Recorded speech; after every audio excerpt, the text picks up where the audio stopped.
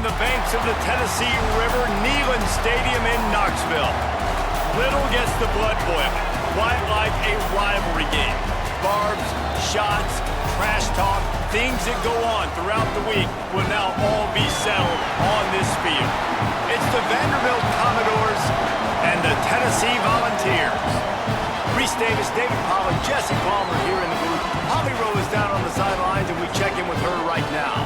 Tennessee started out strong, but limped to the finish line in the SEC last year, going just 4-4. There is work to be done. They did not get extra eligibility for their quarterback, but known as the quarterback whisperer, Josh Heupel looks to rebuild at Tennessee. Guys, back to you. Holly, thank you. Can't wait to see how this one unfolds. The Commodores will kick off first, and here we go. He'll bring it back from inside the 15.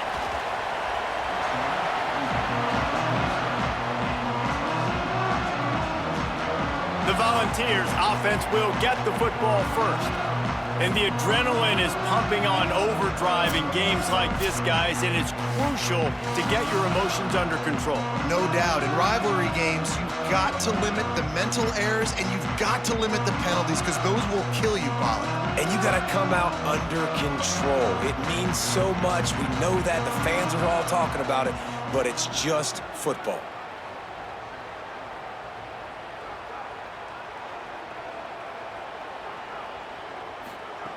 They'll start this drive going to the air.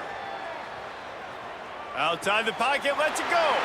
Catch in the middle, it's Staley. They'll get the first down. It's spotted on the 49. And, man, that's not a surprise that they come to their go-to guy early. This is an offense that's so much fun to watch, and it's because they know who they are. They know how to get the ball to their playmakers. And on the first drive, Palmer, get your guy a touch, get him involved. You know receivers got some feelings, Jesse. I love that they're getting him lathered up and a touch early in this football game. Yeah, he's definitely one of those guys who feels like he's open every single play, so it is a good idea to get him going early. For the defense, that's a bit of a jab in the face right there, because you came into this game, you know who's going to get the ball. You know where they're throwing it, and you've got to do a better job now disguising your coverages to try and limit him and take him away as much as possible. It has been all defense all the time in the early going as we wrap up the first quarter, and the stats certainly reflect that.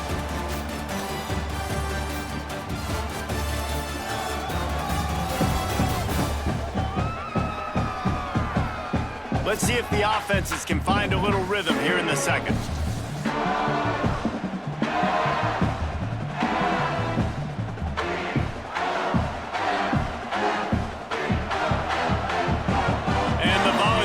With myriad options after that big pickup on first down.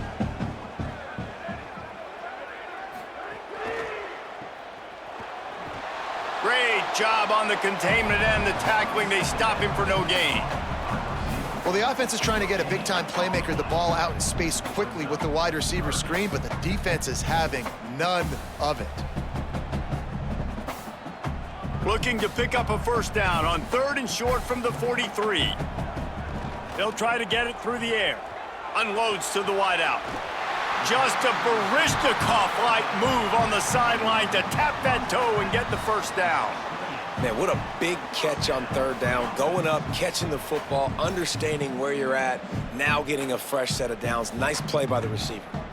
The Volunteers have it with a 1st and 10.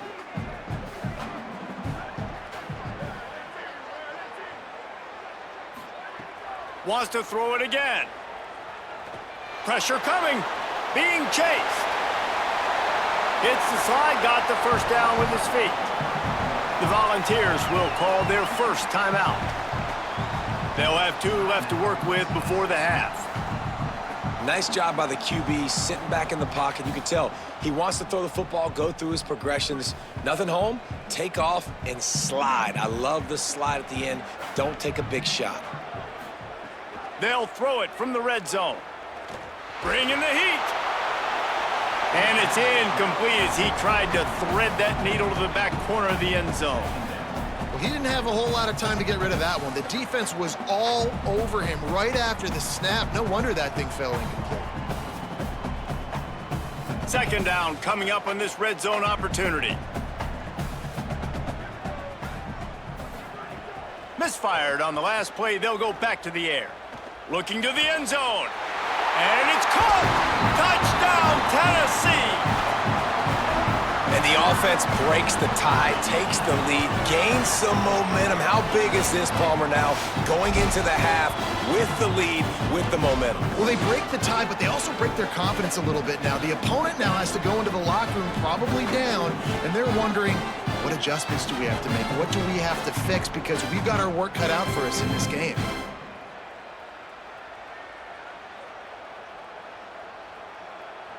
Getting ready for the extra point after the first score of the game.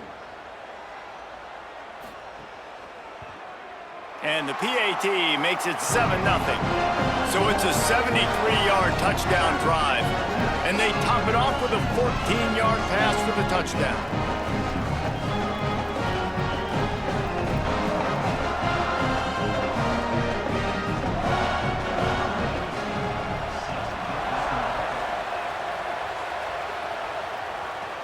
From inside the 15, chance for a good return. Thought he might have had a little room for a second, but he'll be stopped at the 28. A pretty good job by the coverage unit. The Commodores offense coming onto the field, and we'll get our first look at them in this one. And there he is, this senior wide receiver. He's a good route runner, good solid hands, and a big part of this passing attack. And there was times during the week when we were texting. We have a group text for these games every single week, and we talk about different guys. And this receiver, we were like, is the tape in fast motion? Like, this dude is flying out wide. Like, this is a guy that legit has that take the top off. Oh, he's got some space. At the 30. Past the 10. Touchdown, Commodores. Excellent pass by the back on the option. And that's a great job by this offense. That's how you work the clock. You want to take as much as you can and punch that ball in the end zone. Masterful clock management, and they now take the lead going into the half. And you just got to wonder, too, David, how does that affect the confidence of a defense, right? They needed to find some way, somehow, to get a stop, limit the damage on that final drive. They give up a touchdown. They're going into halftime now, trailing. They've got to raise their level of play in the second half.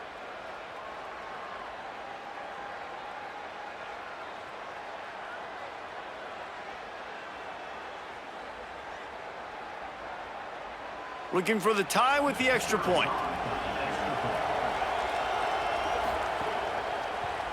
And the extra point was good to finish things off. They couldn't draw up a drive better than that one. Just gashed him for the big play in the running game. One snap, one touchdown.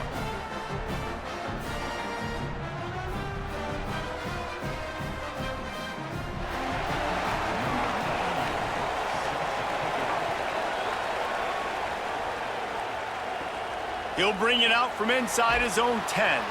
Coverage team there to make the stop. They avoid disaster, and that's the end of the first half.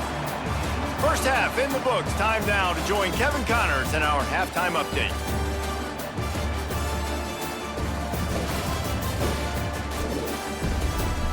Man, great energy in that building. There always is when these two get together. And a fun first half between these rivals.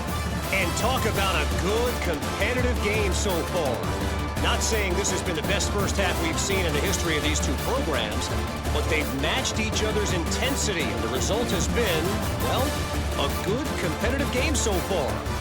They don't call me the most creative man in broadcasting for nothing, you know.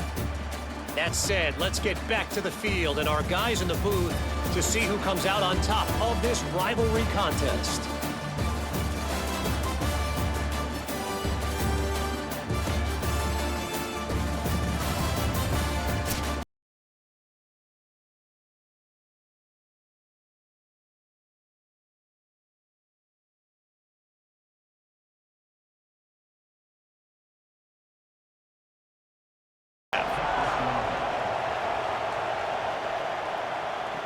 From inside his own 15, looking for a crevice. Able to find enough room to get it out across the 25. He's brought down at the 26. Here comes the Commodores offense onto the field, ready to start the drive. Here's the chance for the proverbial double dip. Get a score late in the first half and back it up with one early in the second. And it's such a big deal with I don't know how to quantify it, Jesse Reese. Like, we've talked about it for years. When you get that momentum on your side, it's so hard to stop it. And they created it right before the first half. Now, big opportunity here for them, probably. Yeah, and so the defense, David, they've got to nip it in the bud right now, too. And I think they were really upset with the way that first half ended, giving up points the way they did. They need to make a stop on this drive right now, not let this thing get out of hand. Just barely picked up a yard with that last completion. It's 2nd and 9.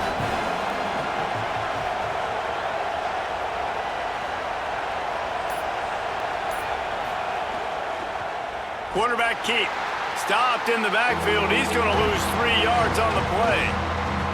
Phenomenal job by the defense that time, shutting down the option play. They knew they were going to see this in this game, and all week long in practice, they really focused on this assignment football, making sure the dive, the quarterback, the pitch, all taken away. Nowhere to go with the football that time offensively. The defense coming up with a huge negative play. What a ride. It's been through the first 3 quarters of this game. We are all tied up. Let's check out some stats. This is when winning plays are made, and we start right now in the 4th.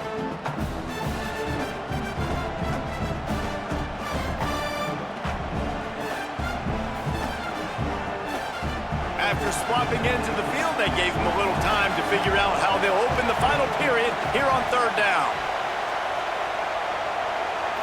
Wants to throw. It's Carter. Fires to the middle. A strike downfield. He gets those chains moving, gets it out to the 42-yard line. And they really haven't put the ball in his hands and said, go win the game. Like, it's kind of been balanced, but this offense, down the stretch, this is a great indication for this offense because he's making a play through the air in a big moment. Gonna need more of it. Looking to throw on 1st down. Snagged out of the air. The Commodores signal for a timeout. It's their first. And they'll still have 2 timeouts left for the rest of this game. Well, the defense playing zone coverage there. They're taking away all of the QB's primary options down the field, so he has to check it down to the drag running underneath. Short pickup of 4 on 1st down, dealing with a 2nd and 6. Back to throw, and he needs to make a play. Looking for a huge play. Upstairs, he's got it. Just what they were looking for, a huge explosive play, and they're inside the 15 at the 13-yard line. Well, it's a 2nd catch on the drive, and that's obviously a massive play for this offense, and he's starting to prove to his quarterback here that he's winning his one-on-ones, and he deserves some more looks. And the Commodores go back to work after moving the chains through the air. Trying to run, it's Young. He'll be hauled down just inside the 10 at the 9 as they're trying to turn this into a score. Timeout call by the offense, 24 seconds left on the clock. It's all tied up. This offensive line, they want the pressure. They want everything to go through them here. They're saying, look, let's just run the ball. Let's get this thing down closer and closer to the goal line. Let's bleed some clock and put ourselves in a position to win. Hands it off. Wrestled down at the 8-yard line as they threaten deep in the red zone.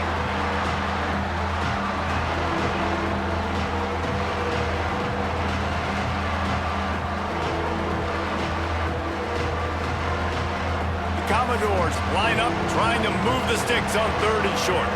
They'll use the timeout, 6 seconds left on the clock.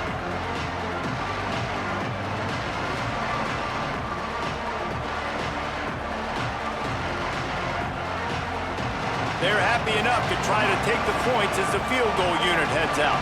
They'll use the timeout, 6 seconds left on the clock. This almost certainly to win the game. And they'll have to settle for a field goal try. This for the lead and very likely the win. He's got it! A huge field goal, and they've taken the lead in the waning seconds. Big-time moment. This place going bananas, cheering for their squad, cheering for this guy to miss the kick so he can't take the lead, but he delivers in the clutch, and this place just got really quiet.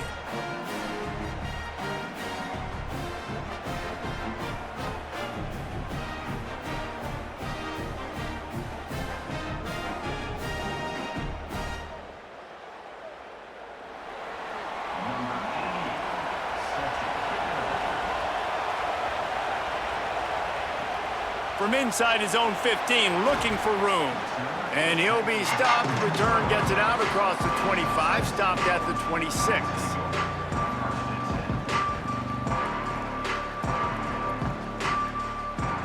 This will be the last play of the game and the last chance they have maybe to win it at the gun. Wants to throw on first down. It's incomplete. A last gasp effort, and the defense finds a way to survive it. Guys, this is a story we see every single year in college football. Ranked teams losing to unranked opponents. Whatever the reasons, it adds to the flavor of a season. It's so good because we all love the upsets, and then if you're the team that got that ranked win, Jesse, you start to build your resume, start to build some momentum. So this squad got a good win today. They sure did. They put the rest of college football on alert with that huge win. And for the team losing, they've now got to be able to turn the page. They got to go back, do some soul searching, because they're a much better team than what they showed today. That's going to do it for us as the season marches on. For David Pollack, Jesse Palmer, and Holly Rowe, I'm Reese Davis.